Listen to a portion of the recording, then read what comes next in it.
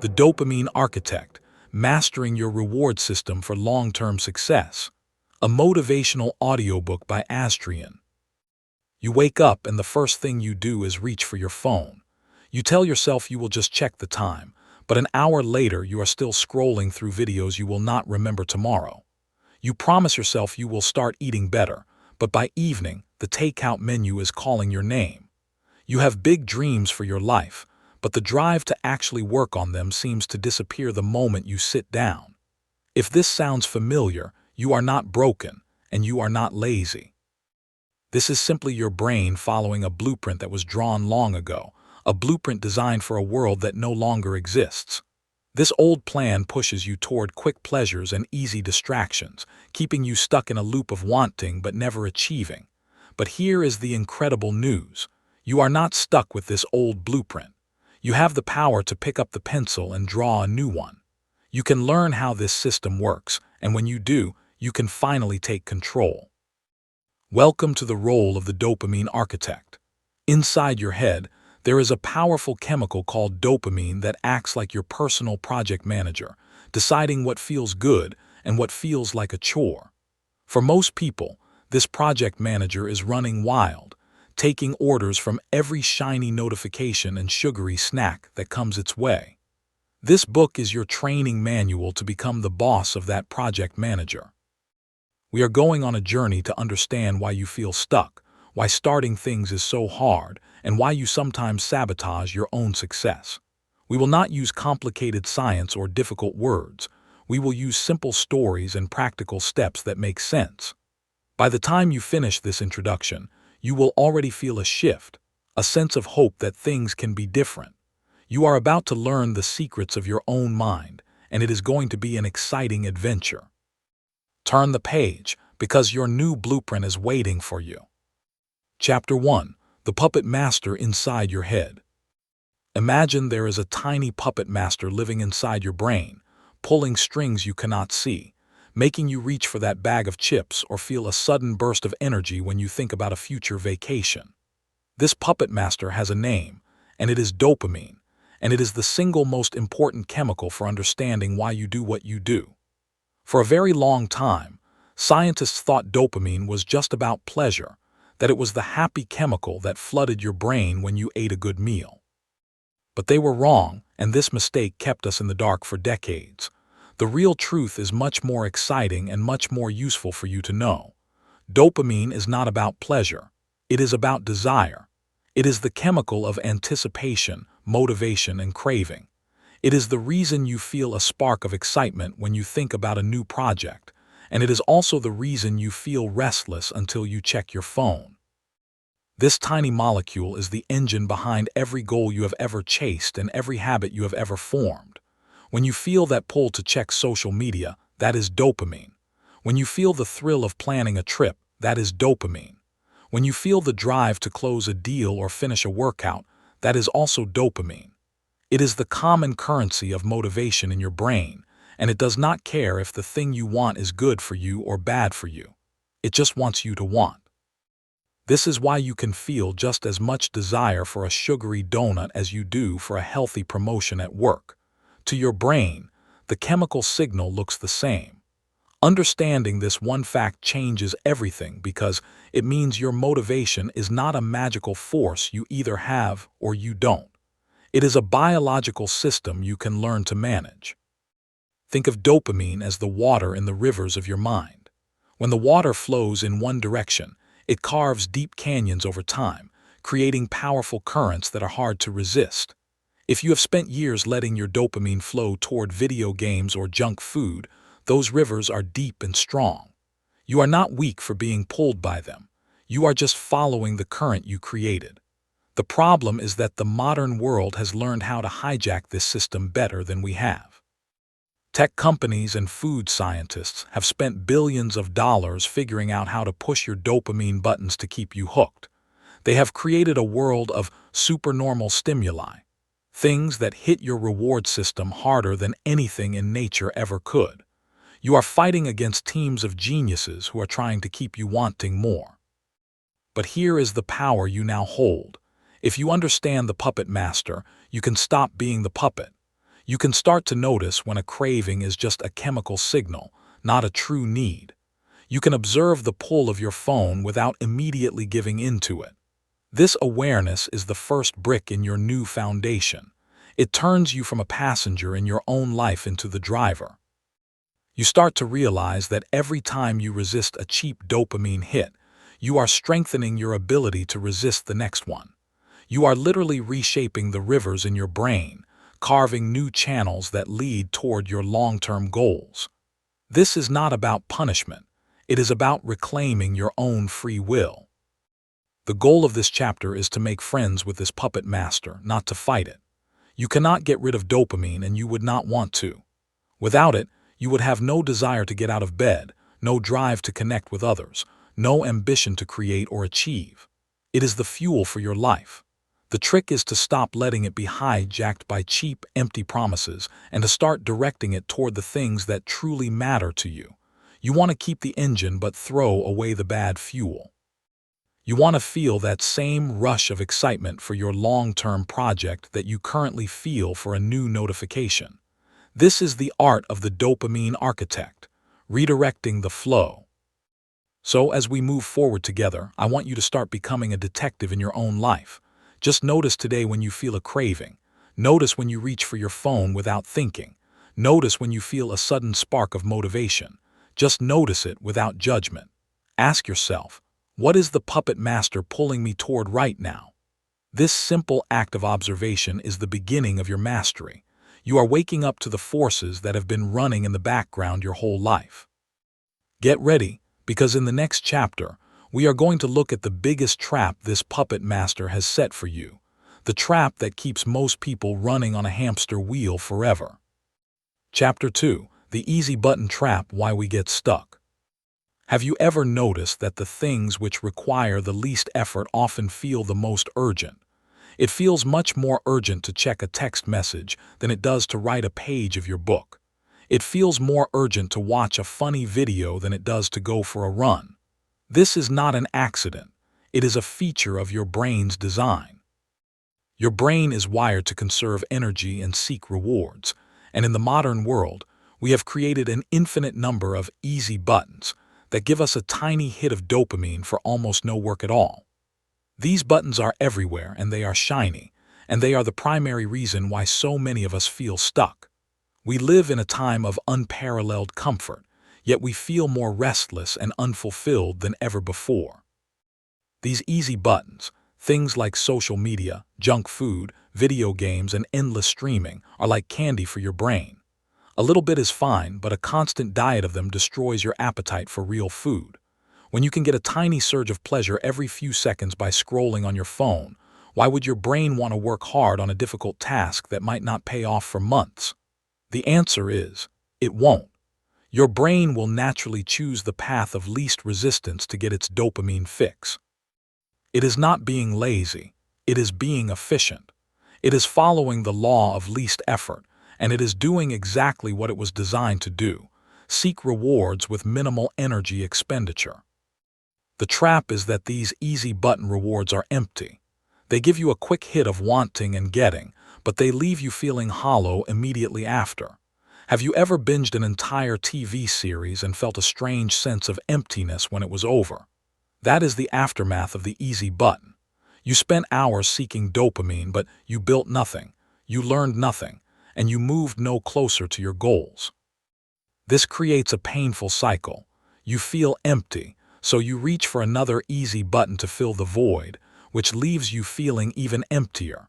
You are running on a treadmill of distraction, working up a sweat but going absolutely nowhere. This is the prison of cheap dopamine. It steals your time, your energy, and most importantly, your drive for the future. When your brain is constantly flooded with these easy hits, it becomes desensitized. It needs more and more stimulation just to feel normal. The things that used to excite you, like reading a book or taking a walk, start to feel boring. Your capacity for deep focus and hard work shrinks, while your craving for constant distraction grows. You end up in a state where you are simultaneously overstimulated and deeply unsatisfied. You have plenty of input, but zero output that matters. Breaking out of this trap does not mean you have to get rid of every pleasure in your life. It means you have to recognize the easy buttons for what they are, a trap that keeps you small. You have to see that every time you mindlessly hit one of these buttons, you are voting for your short-term comfort over your long-term success. You are telling your brain that quick hits are more important than big dreams. But here is the good news. Because you are now aware of the trap, you can start to step around it. You can see the bait for what it is and decide not to take it. In the next chapters, we are going to learn how to reset your brain so that the hard, meaningful work starts to feel good again. We are going to lower the volume on the cheap noise so you can hear the sound of your own ambition. For now, just start noticing the easy buttons in your environment. See them as the traps they are. You are not a mouse in a cage anymore. You are an architect, and you are about to redesign the whole maze. The feeling of being stuck is just a signal that it is time to build a new path. Chapter 3. Meet the two architects, the hedonist versus the builder. Inside every single person, there are two competing voices, two different architects who want to design your life. One of them is the hedonist, and the other is the builder. They both want the same thing, which is for you to feel good, but they have completely opposite ideas about how to get there. The hedonist lives entirely in the present moment. It does not care about tomorrow, next week, or next year. Its only job is to make sure you feel pleasure or avoid pain right now, this second. The builder, on the other hand, is the part of you that looks at the horizon. It is willing to endure a little discomfort today for a massive payoff tomorrow. It is the part of you that saves money, goes to the gym, and works late on a project. Most of us spend our lives letting the hedonist drive the car. It makes sense because the hedonist is loud and persuasive. It whispers to you that you deserve a break, that one more episode won't hurt, that you can start your diet on Monday. Its arguments sound reasonable in the moment because they are designed to give you instant relief. The hedonist is not evil.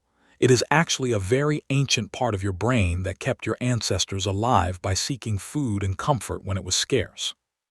The problem is that in a world of abundance, the hedonist runs wild. It will eat the whole cake because it doesn't know when the next meal is coming, even though the fridge is full. The builder is quieter, but its voice is deeper. It speaks in terms of weeks, months, and years. It is the voice that says, let's go to the gym even though we are tired, because it knows how good that will feel in the long run. It is the voice that says, put the phone away and write one more page, because it is building a book, a career, a life. The builder understands the secret that the hedonist does not, that true, lasting satisfaction comes not from taking but from creating. It comes from the pride of looking at something you built with your own hands and mind. The builder knows that discipline is actually a form of self-love, not self-punishment. The battle between these two architects is the central drama of your life. Every single choice you make is a vote for one of them. When you choose the donut over the apple, you are voting for the hedonist. When you choose to read instead of scroll, you are voting for the builder. Neither vote alone decides your future, but the pattern of your votes creates your identity. If you consistently vote for the hedonist, you become a person who is ruled by impulses. If you consistently vote for the builder, you become a person who achieves their goals. It is that simple and that profound. You do not have to kill the hedonist. That would be impossible and unhealthy. The hedonist is there to help you enjoy life, to relax, to have fun. The goal is not to silence it, but to demote it. You need to put the builder in the driver's seat and let the hedonist sit in the back, enjoying the ride but not steering the car. You get to decide which architect is in charge of the blueprint. You get to decide whose voice gets the final say. This is your life, and you are the one holding the pencil. So how do you strengthen the builder's voice? You do it by listening to it. Every time you follow its advice, even in a small way, you make it stronger. Every time you choose a long-term win over a short-term pleasure, you are feeding the builder and starving the hedonist. Over time, the builder's voice becomes louder and clearer, and the hedonist's frantic whispers become easier to ignore. You are not fighting yourself anymore. You are partnering with your highest self. Let's move on to the next chapter, where we will find the perfect balance between these two forces. Chapter 4. The magic of the middle path. After reading the last chapter, you might think the goal is to become a robot who only works and never plays. You might think you have to throw out your TV, delete all your apps, and eat nothing but plain rice and beans forever. If that is what you are thinking, take a deep breath, because that is absolutely not the path. That is the path of burnout and misery, and it never works for long. The real secret, the magic formula, is not about choosing the hedonist or the builder. It is about finding the beautiful, peaceful place right in the middle. It is about learning to enjoy the pleasures of life without being controlled by them. This middle path is where true freedom lives. On one side, you have the chaos of constant indulgence, where you feel out of control and numb. On the other side, you have the rigidity of extreme discipline, where you feel deprived and angry. Both sides lead to failure because they are not sustainable. You cannot outrun the hedonist by chaining it in a basement. It will eventually break free and go on a rampage. The key is to make peace with it, to give it healthy outlets so it does not feel the need to take over. This is the art of being the boss with a kind heart. Think of it like managing a talented but impulsive employee. The hedonist is great at helping you relax and have fun, but you would not let it run the company. The builder is great at strategy and hard work, but you would not want it to plan your vacation because it would probably schedule spreadsheets. You need both. You need the builder to design the skyscraper of your life, and you need the hedonist to enjoy the view from the top. When you find the middle path, work starts to feel more playful and play starts to feel more meaningful. The two parts of you start to work together instead of against each other. Finding this balance requires you to be honest with yourself. It means scheduling your fun just like you schedule your work. It means enjoying a piece of chocolate fully, without guilt, instead of eating the whole bar in a shame-filled daze. It means watching a movie because you truly want to, not because you are avoiding your responsibilities. When you are on the middle path, your choices become intentional. You are no longer reacting to cravings. You are making conscious decisions about how you want to spend your time and energy. This shift from reaction to intention is one of the most empowering feelings in the world. This path also protects you from the all-or-nothing trap. You know that trap, right? You miss one day at the gym and think, well, I ruined the whole week, I might as well quit. That is the hedonist tricking you into giving up entirely. On the middle path, you understand that one missed day is just one missed day. You get back on track the next morning without a huge emotional collapse. You are flexible. You are resilient. You understand that life is a long, winding road, not a straight line. You can enjoy a detour without abandoning the entire journey. As we go through the rest of this book, keep the middle path in your heart.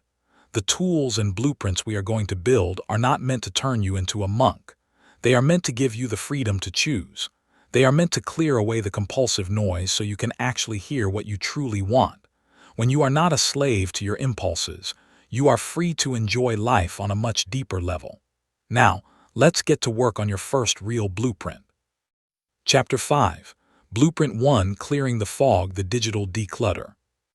It is time to pick up your pencil and draw the first line on your new blueprint. But before you can build anything beautiful, you have to clear the site. You have to get rid of the trash and the rubble that is in the way. In your brain, that trash is the constant, low-level noise of digital distraction. It is the endless notifications, the mindless scrolling, and the background buzz of your phone. This noise creates a thick fog in your mind, a fog that makes it impossible to see your goals clearly. Our first job is to clear that fog. This is not about quitting technology forever. That is not realistic, and it is not the goal. This is about taking back control of your attention. Your attention is your most valuable asset. It is the tool you use to build your life. Every time you give your attention to something, you are giving it your energy. Right now, your attention is being stolen in tiny pieces, hundreds of times a day, by apps and websites designed to grab it. We are going to build a fence around your attention so that you, and only you, get to decide where it goes. Start by doing a simple audit of your phone. Look at your screen time report. It might be shocking, and that is okay. Just look at the numbers without judgment. Which apps are stealing the most time? Which ones do you open without even thinking? These are your biggest fog makers. Now here is the powerful part. You do not have to delete them. You just have to make them harder to access. Turn off all non-essential notifications. If an app is not a person trying to reach you personally, it does not need to interrupt your life. You check your email when you want to. It does not need to ding at you. Next, create some physical space between you and your device. When you are working, put your phone in another room. The mere sight of it in your peripheral vision drains a little bit of your brain power because part of you is resisting the urge to check it. Remove the temptation entirely. Charge your phone outside your bedroom at night. Buy a cheap alarm clock. The first hour of your morning and the last hour of your night should belong to you, not to a screen. This alone will start to lift the fog in a way that feels almost magical. You will likely feel uncomfortable at first. You might feel a weird boredom or restlessness. This is a good sign. It means you are starving the old neural pathways. It means your brain is realizing the cheap dopamine is gone and is searching for it. Do not give in. Sit in the discomfort. Let the boredom wash over you. This is the sound of the fog clearing. This is the quiet space where your own thoughts can finally be heard again. You might be surprised by what they have to say. After a few days of this digital declutter, you will notice a shift.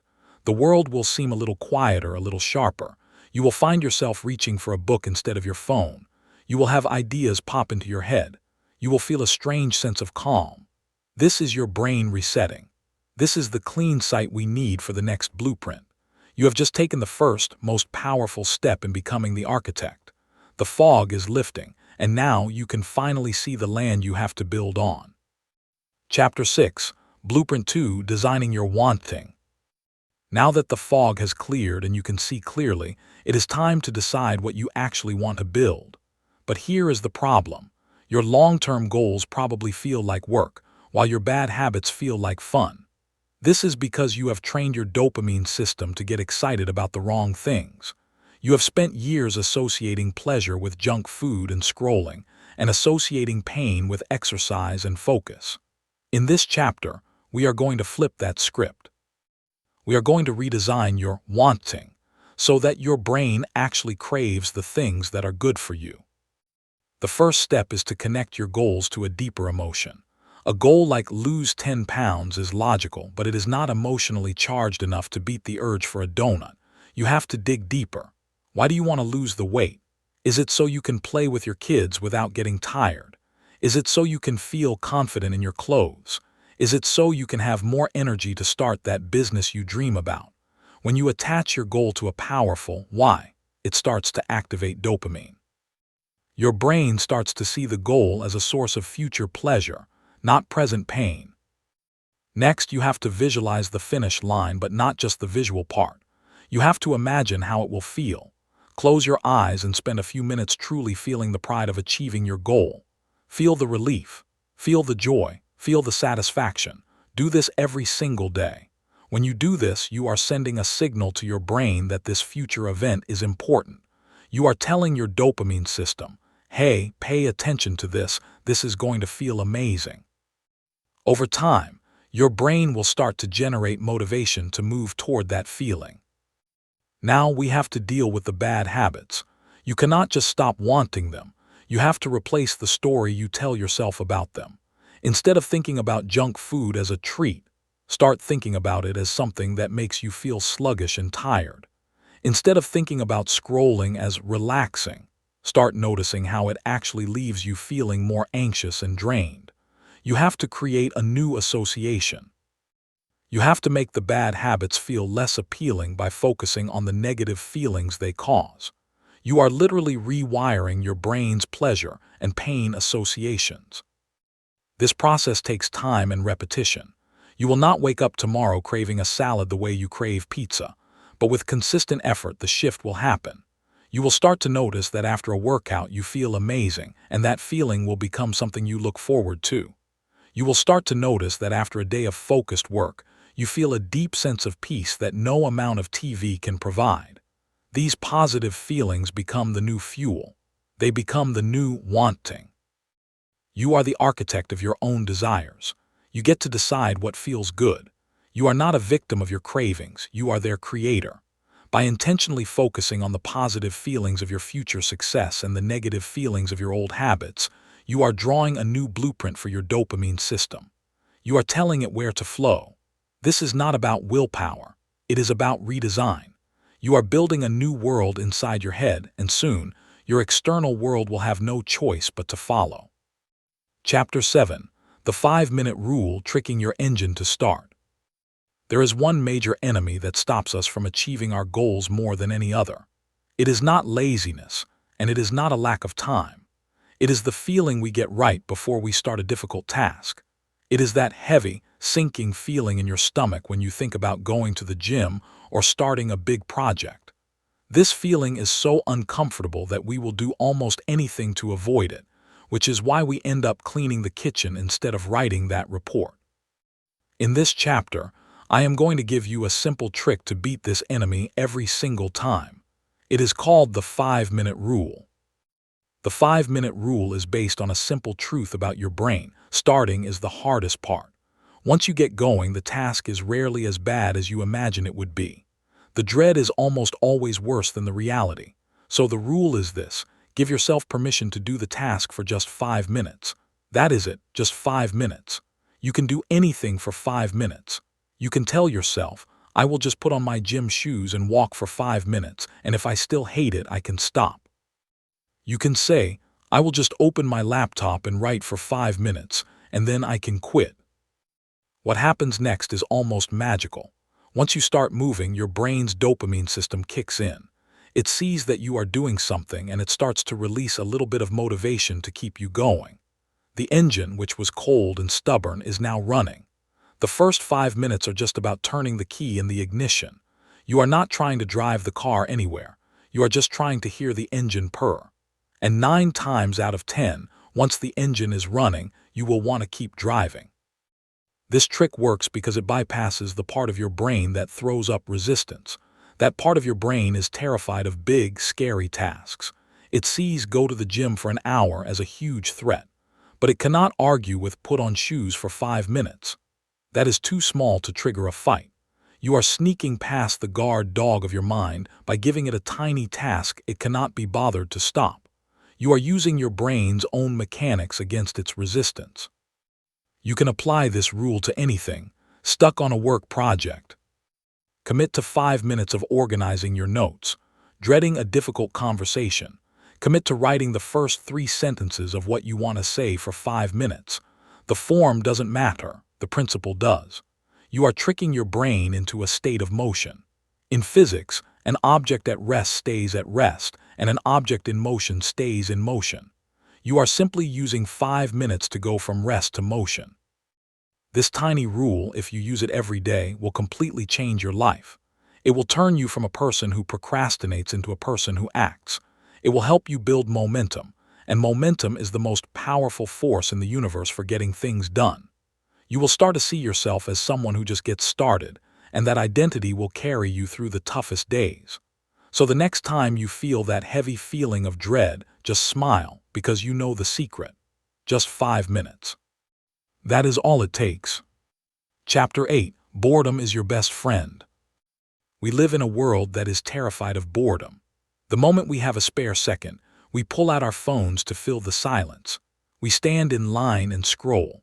We wait for coffee and scroll. We sit at a red light and glance at our notifications.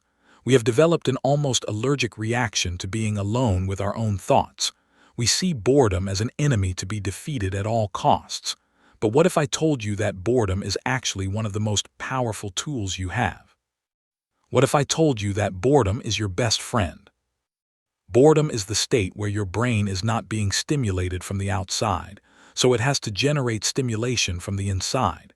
This is where creativity is born. This is where your best ideas come from. When you are bored, your mind starts to wander to make connections, to solve problems in the background. Some of the greatest inventions and works of art in history were born from moments of quiet boredom. But in our modern world, we never allow ourselves to get there. We jump in with a digital pacifier the second we feel the slightest twinge of emptiness. By constantly escaping boredom, you are robbing yourself of deep thought. You are trading the possibility of a great idea for the certainty of a meaningless video. You are choosing input over output. The most successful people in the world guard their boredom fiercely. They let themselves get bored on long walks. They let their minds wander in the shower without a podcast playing. They understand that boredom is the compost heap where the seeds of creativity grow. They know that you have to let the soil rest before it can produce a new harvest. I want you to try an experiment this week. Find 10 minutes a day to do absolutely nothing. Do not look at your phone. Do not read a book. Do not listen to music. Just sit or walk and let your mind be. You will feel uncomfortable at first. You will feel an almost physical itch to reach for a distraction. Do not do it. Just sit with the discomfort. Let the boredom wash over you. Notice what happens. After a few minutes, your mind will start to settle. The frantic noise will quiet down. And in that quiet, you might just hear a whisper of an idea. This practice of embracing boredom is a superpower for the dopamine architect. It resets your brain's sensitivity. It lowers the bar for what feels stimulating, so that simple things like reading or thinking start to feel enjoyable again. It weans you off the need for constant, high-intensity input. It gives your dopamine receptors a chance to heal and become sensitive again. You are essentially giving your brain a rest from the feast so it can appreciate a simple meal. So stop running from boredom. Turn it around and face it. Welcome it. See it as a sign that you are giving your brain the space it needs to breathe. In a world that never shuts up, the ability to be bored is a form of rebellion. It is a declaration that you are in charge of your own mind. It is in these quiet, empty spaces that your true desires and your most brilliant ideas will finally have the room to stand up and be heard. Let's move on to how we take those ideas and turn them into a game you will love to play. Chapter 9. Building in Public: The Power of Small Wins. Have you ever wondered why video games are so hard to put down? It is not just the fun graphics or the story. It is the feeling of progress. You defeat a small enemy and you get a little experience points. You level up and you get a new skill. You complete a quest and you get a reward. Your brain is constantly being fed with small wins, and each small win releases a little pulse of dopamine that keeps you playing for hours. Now, what if we could take that same engine and apply it to your real life? This is the secret of building in public, which means breaking your big, scary goals down into tiny, visible pieces that you can win at every single day. A big goal like write a book is overwhelming. It feels so far away that your brain doesn't even know where to start. But a small win like write 200 words today is easy. It is achievable. And when you finish those 200 words, you get a genuine feeling of satisfaction. You got a win. You leveled up for the day. This feeling is the fuel that keeps the builder in the driver's seat. You have to become a master at creating these small wins for yourself. Do not just focus on the distant finish line. Set up checkpoints along the way. If your goal is to get in shape, do not just focus on losing 20 pounds. Focus on the win of going to the gym 3 times this week. Focus on the win of drinking water instead of soda today. Focus on the win of how good your body feels after a walk. Each of these is a small victory that sends a signal to your brain that you are on the right track. You are building momentum, one small brick at a time. This is also why tracking your progress is so powerful. When you check off a box on a calendar, you are giving yourself a visual representation of your small wins. You are creating a chain of success that you do not want to break. This is often called "don't break the chain." Seeing a long line of checked boxes is a huge dopamine hit. It is proof that you are the kind of person who shows up. It turns an abstract goal into a concrete reality that you can see with your own eyes. You can also build in public by sharing your progress with a friend or a group. When you tell someone you are working on a goal, it makes it more real. And when you can later tell them you hit your small win for the day, their positive reaction becomes another reward. You are creating a system of accountability and positive feedback that makes the journey feel less lonely and much more exciting. You are not just grinding in the dark. You are building a cathedral, and people are watching the walls go up. Remember, the size of the win does not matter. A small win is just as valuable as a big one when it comes to keeping your brain motivated. The key is consistency. A series of small wins, day after day, week after week, creates a tidal wave of momentum that will carry you over any obstacle. You are no longer trying to climb a mountain in one leap. You are taking one steady step at a time, and you are celebrating every single one. Chapter 10. Your future self is a stranger, make friends with them. There is a strange quirk in the way your brain works. When you think about yourself 10 years from now, your brain processes that person almost like a stranger. It is a different person with a different face who lives in a different time. This is why it is so easy to sacrifice our future health for a donut today. We do not feel a strong emotional connection to that future person. We are not hurting ourselves by skipping the gym. We are hurting some distant stranger we have never met. This disconnect is the root of so many of our bad decisions. If you want to become a true dopamine architect, you have to bridge this gap. You have to make friends with your future self. You have to turn that stranger into a beloved family member whose well-being matters to you just as much as your own. When you feel a strong connection to the person you are becoming, it becomes much harder to do things that will harm them. You start to see that every choice you make today is a gift or a curse to the person you will be tomorrow. There is a powerful exercise you can do to make this connection real. Find a quiet place and close your eyes. Imagine yourself 10 or 20 years from now. See their face. Is it wrinkled with stress or smooth with peace? Look at their body. Is it strong and healthy or weak and tired? Look at their eyes. Are they sparkling with joy or dull with regret? Now have a conversation with them. Ask them what they need from you today. Ask them what they wish you had done differently. This might feel silly at first, but it is incredibly effective. When you do this exercise regularly, your future self stops being an abstract concept. They become a real person with real feelings. You might feel a surge of love and protection for them. You might feel a pang of guilt when you realize you have been neglecting them. These emotions are powerful motivators. They are much stronger than simple logic. You are now making decisions not just for the you of today who wants the cookie, but for the you of tomorrow who wants a long, healthy, and happy life. You can also write a letter from your future self to your present self. What would they say? Would they thank you for the hard work?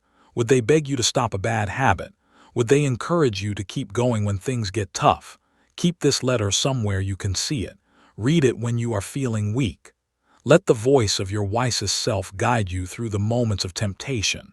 You are creating a feedback loop across time. This practice transforms discipline from a chore into an act of love. You are no longer forcing yourself to do things you hate. You are lovingly providing for the person you care about most, the future you. You are building a home for them to live in. You are saving money for them to spend. You are giving them energy and health. When you shift your mindset in this way, taking care of your future self becomes the most natural and rewarding thing in the world. Now, let's look at a powerful tool to hit the reset button when you need it. Chapter 11. The Dopamine Detox, a Weekend Reset. Sometimes, despite your best efforts, you will fall off the wagon. You will have a stressful week, and you will find yourself deep in the easy button trap, eating junk and scrolling for hours. This happens to everyone, and it is nothing to be ashamed of. The important thing is to have a tool to pull yourself back out. That tool is the dopamine detox. It is a powerful, short-term reset for your brain that washes away the cheap stimulation and brings back your sensitivity to normal life. A dopamine detox is simple. You pick a period of time, ideally a full weekend, where you remove as many high dopamine activities as possible. This means no phone, no computer, no TV, no video games, no junk food, no caffeine, and no music. I know this sounds extreme, but that is the point. You are giving your brain a complete vacation from the constant flood of stimulation. You are letting your dopamine receptors rest and recover, like letting a sore muscle heal. During this detox, you are allowed to do low dopamine activities. You can go for long walks in nature. You can read a physical book. You can meditate. You can write in a journal. You can cook a simple, healthy meal. You can have deep conversations with people you live with. You can sit and think. The goal is to be bored, to be quiet, to be still. The first few hours will be uncomfortable. You will feel restless and irritable. This is your brain going through withdrawal. It is screaming for its usual fix. Do not give in. As the hours pass, something amazing will happen. The noise will start to fade. The restlessness will settle. You will begin to notice the world around you in a way you haven't in years. The colors of a sunset will seem more vivid. The taste of simple food will be richer. Your own thoughts will become clearer and more interesting. You will feel a deep sense of calm and peace that no app could ever provide. This is your brain resetting to its factory settings. By the end of the detox, you will feel like a different person. Your motivation will be back. Your focus will be sharp. The things that used to feel boring, like reading or working on a project, will suddenly feel engaging again. You have effectively lowered the water level in the river, revealing the old channels and giving you a chance to dig new ones. You have hit the reset button on your reward system. You do not have to wait until you feel out of control to do a detox. You can schedule one every month or every season as a form of maintenance. It is like taking your car in for a regular oil change. It keeps the engine running smoothly and prevents bigger problems down the road. It is a declaration that you are the boss of your brain, and you are not afraid to pull the plug on the noise. Now that you have a clean, reset brain, let's make sure your environment supports this new you. Chapter 12. Redesigning your world. We have talked a lot about what is going on inside your head, but now it is time to look outside. There is a secret that successful people know that most people do not. Willpower is a limited resource, and it runs out. You cannot rely on it to save you every time. The real key to lasting change is to redesign your environment so that the easy choice is the right choice. You want to make good habits effortless and bad habits impossible. Think about your home and your workspace. Where are the traps? Is a bowl of candy sitting on your desk at work? Move it to a high shelf in the break room. Is your phone charger next to your bed? Move it to the kitchen. Is your TV remote always within arm's reach? Put the batteries in a drawer. These tiny changes create friction. They put a small speed bump between you and your bad habits. That speed bump is often enough to make you stop and think. And that moment of thinking is all you need to make a better choice. Now let's do the opposite for your good habits. You want to make them as easy as possible. If you want to go to the gym in the morning, lay out your gym clothes next to your bed the night before. If you want to read more, put a book on your pillow. If you want to drink more water, fill a huge bottle and put it on your desk where you cannot miss it. You are designing your world to pull you toward your goals. You are setting up gentle nudges that guide you in the right direction, without you even having to think about it. This is called choice architecture. You are the architect of your environment, just as you are the architect of your mind. You get to decide what is easy and what is hard in your own home. You have the power to build a world that supports the person you want to become. Stop fighting against your environment and start designing it. Stop blaming yourself for lacking willpower and start creating a space where you do not need it. Look at the people you spend time with. Are they builders or hedonists? Do they support your goals or do they tempt you to fall back into old habits? You do not have to dump your friends, but you might need to set boundaries. You might need to spend more time with people who are on a similar path. We are heavily influenced by the people around us, so choose your circle wisely. Surround yourself with people who make you want to level up. Your environment is a powerful force. It can either be your greatest ally or your worst enemy. By taking the time to redesign it, you are setting yourself up for success without having to rely on sheer willpower every moment of every day. You are building a world where the builder can thrive. Now, let's talk about what to do when, despite your best efforts, you hit a slump. Chapter 13. When life feels gray, navigating the slumps.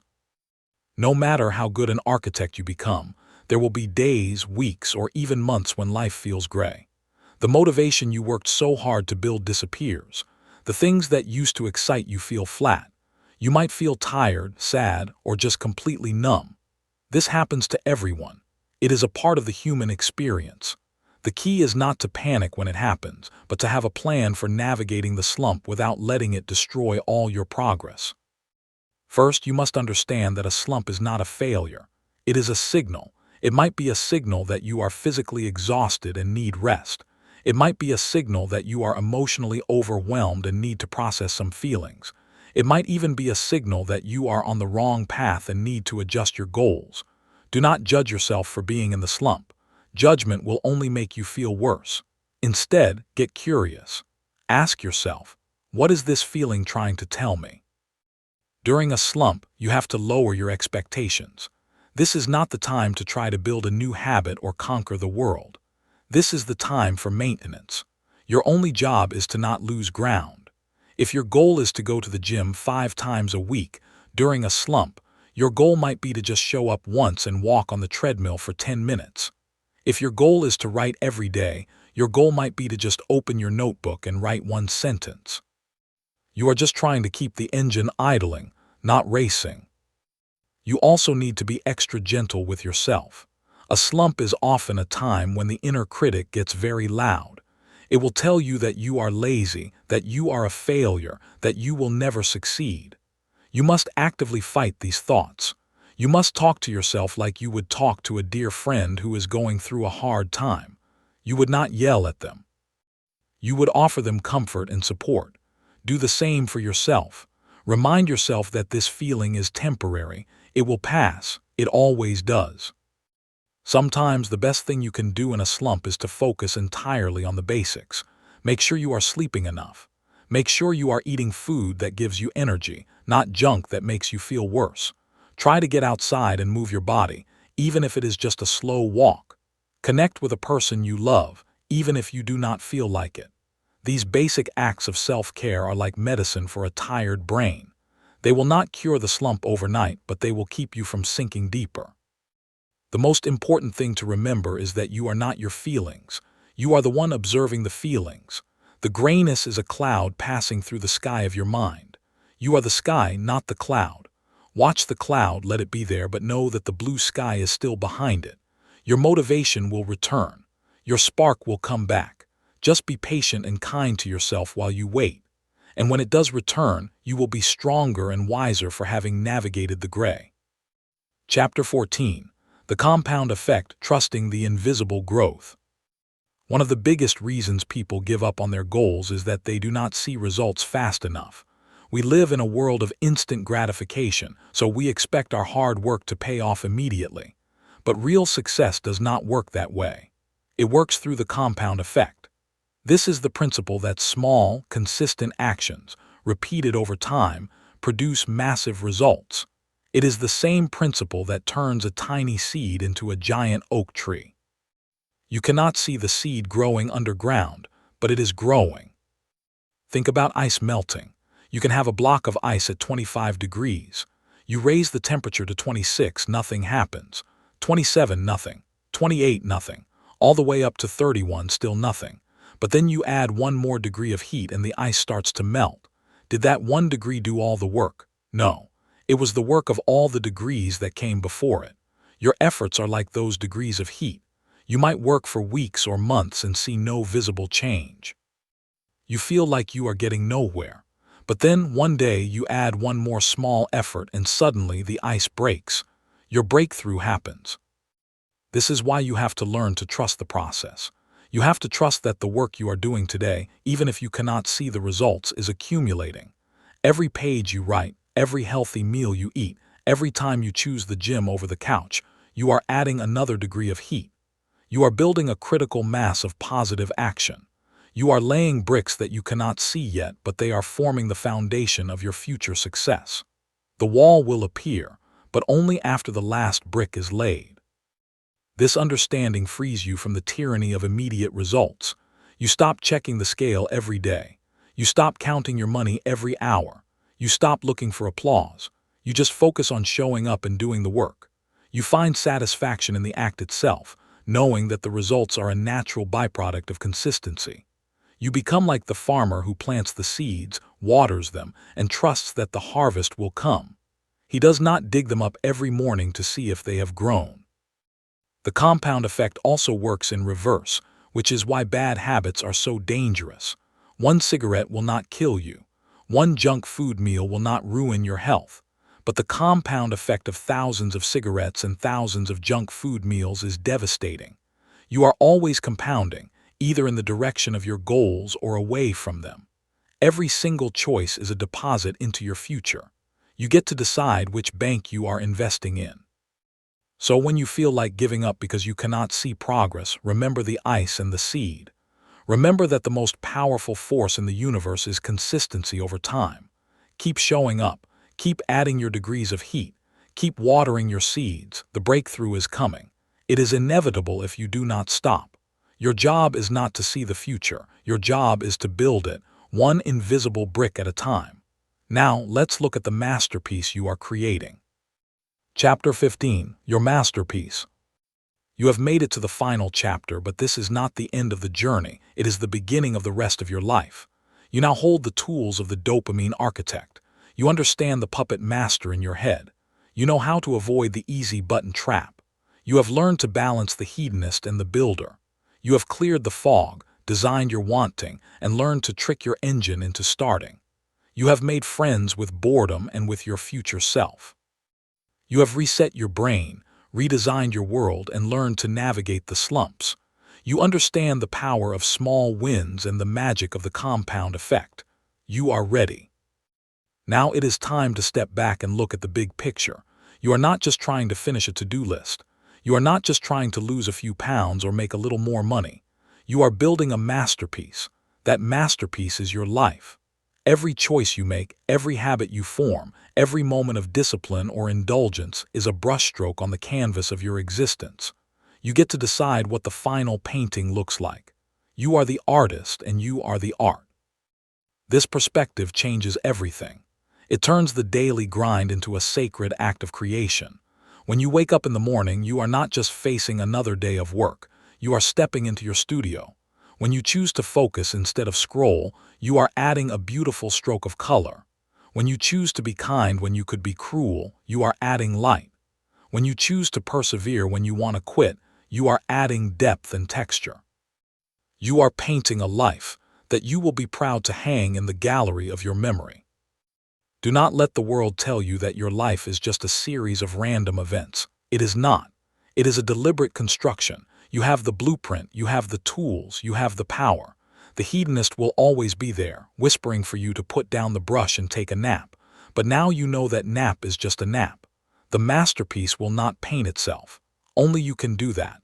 Only you have your unique vision, your unique colors, your unique story to tell. So go out there and build something amazing.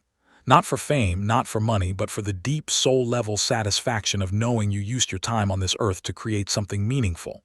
Build a strong body. Build a loving family. Build a career that helps others. Build a peaceful mind. Build a life filled with moments of genuine joy and purpose. You are the architect. The site is cleared. The foundation is laid. The blueprint is in your hands. This is your moment. This is your life. Go build your masterpiece.